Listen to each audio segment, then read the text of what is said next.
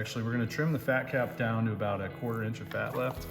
And then we're gonna come in here to where this decal fat is. That's basically this really thick chunk of fat that's in between the flat, which is, the flat is the wide, flat part. That's the less fatty part. And then there's the fatty part of the brisket, which is what's called the point. And that's this top section right here, which we're gonna basically take out most of this decal fat right here, because that's not gonna render at all.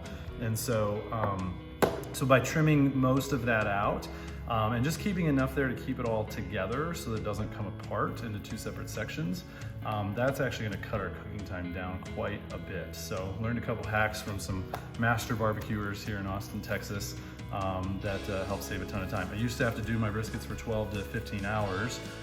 Now they only usually take about 6 to 7 hours. So again, I've got my Cutco Boning Knife, and this puppy, nice and sharp, razor sharp, nice sharp point there, so it's like a razor blade, nice and flexible, so you can get it around bones or like really tough spots to get into.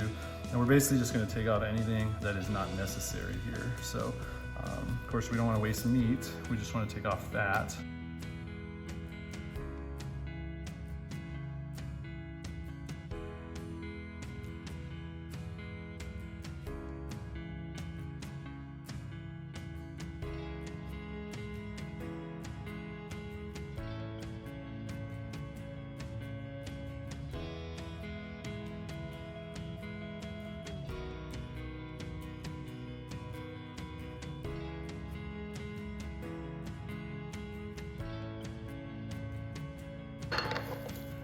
Now we are ready to season it. So we basically took fat cap off down to a very thin amount of fat.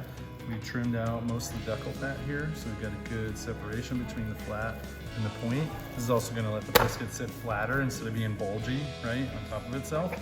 And so it'll help it cook more evenly, and we'll get a better final product out of it. We like to be very liberal on the spice here, so, or on the seasoning, so